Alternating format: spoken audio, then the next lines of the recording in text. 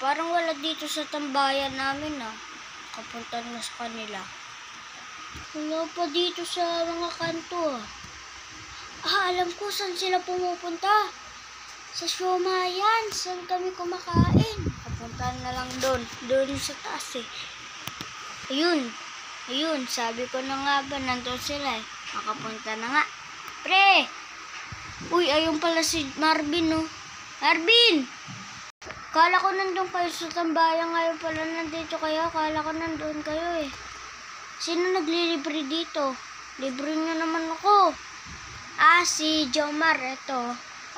Tara, kain ka na ako, bala. Yun, thank you pre ah. Thank you pre, wait lang, naiilang ako sa puno.